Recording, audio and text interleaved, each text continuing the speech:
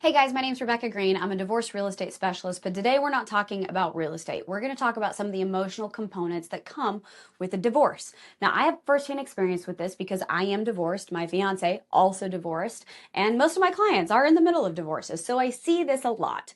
And there's one specific phrase that really has saved me, and I try to share it with anybody that I can. So I think this quick little video hopefully will be a game changer for some of you. The phrase is, "That's enough for today." That's enough for today. And I'll tell you a story about my personal life and where I used this and why it's so important. So I am an overachiever. When it was time and we decided that we were going to get divorced, I was going to have all my ducks in a row so we could go. I was thinking this is going to be the fastest divorce in the world, and we're in, we're out, we all move on with our life. So I was very organized with it. With that organization came a lot of daily tasks, and I started writing things down in my phone that was like everything that I needed to do for today. I needed to communicate this with my ex. I needed to communicate this with my attorney. I needed to communicate this with my grandparents, with my parents. I needed to go house shopping on this day. I needed to find a rent. I needed to set up utilities. Like there was a whole list at all times going in my world of things that I needed to get done.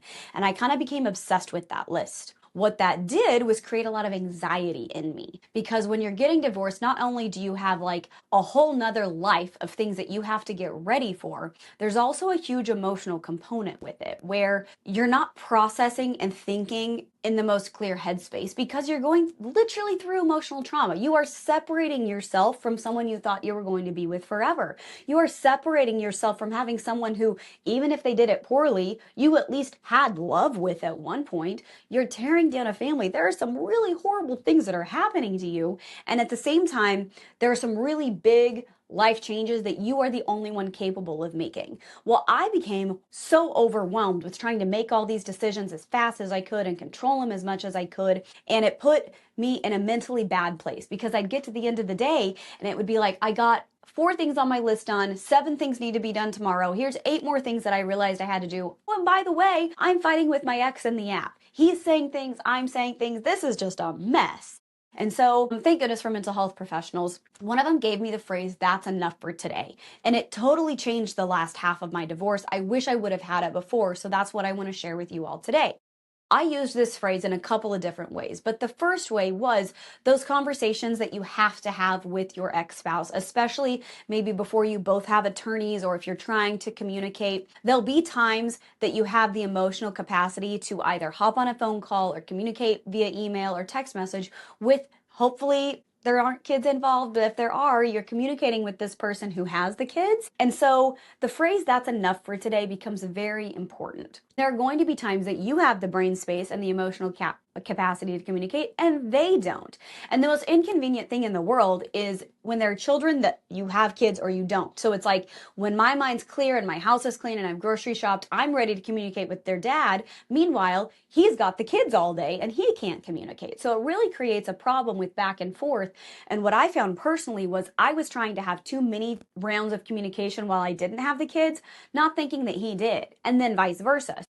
I would use this phrase, "that's enough for today," whenever there was something that would come up that I needed to talk about, but I wasn't emotionally ready. And I'd just look at myself and I'd say, "That's enough for today. You've done enough for today." Whether it was a conversation that was spiraling that I really wanted to get the last word in on, or it was a plan that I knew we needed to have, but we weren't making any progress, to just look and say, "That's enough for today," was a huge piece of my emotional growth and my growth as a co-parent, to just go, sometimes a night's sleep is the best medicine in the world. And while we're on that topic, one tip that a mental health professional gave me that I will live by for the rest of my life is give it a night of sleep before you send that emotional message, before you make that big request, before you put in writing something that you can't ever take back. Give it a night of sleep. For me, what that looks like is if I have a parental concern, or while we were going through a divorce, if I had a big request that I wanted to make, I'd write it up the night before, get it all ready to send, and then I'd sleep on it. And what that did was it gave me a clear headspace. And I would either wake up and be like, yes, I'm ready to send that. I was thinking clearly. Or I'd get a night's sleep and I'd go, more times than not, I'd go, thank God I didn't send that.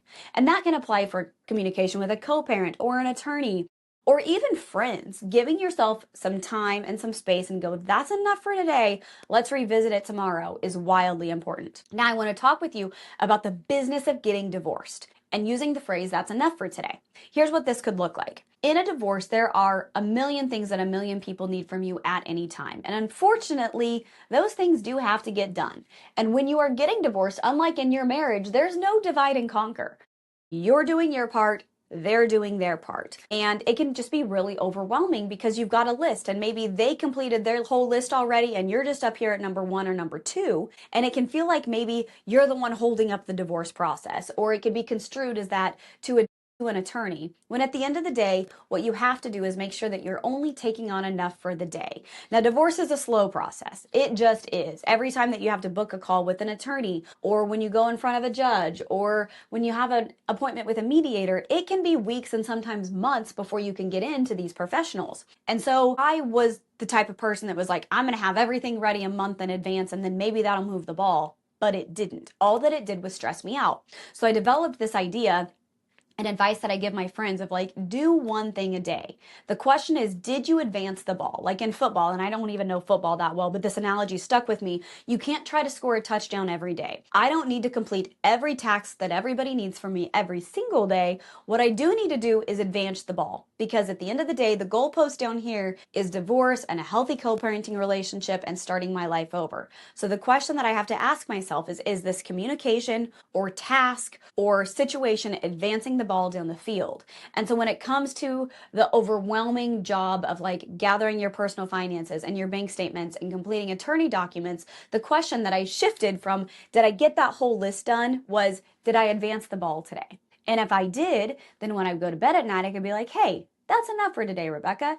You did advance the ball. You took one step forward every single day. And it can get overwhelming in the divorce process because sometimes there'll have to be extra discovery that you have to do, or overarching organizations you have to talk with that's a pain in the butt, like calling the kids' school and explaining that there's now two people to pick up the kids. That's something that it's like, gosh, I wouldn't have thought of that as being like a big emotional conversation. But do you know how hard it is to pick up the phone at your kid's school where you went and did preschool walkthrough with your spouse and be like, hey, guess what? We're getting a divorce. Little Jimmy is going to be picked up differently by me and dad. We just wanted to let you know.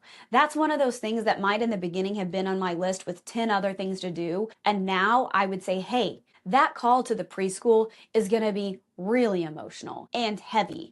And if you can make that one call and advance the ball, that's enough for today.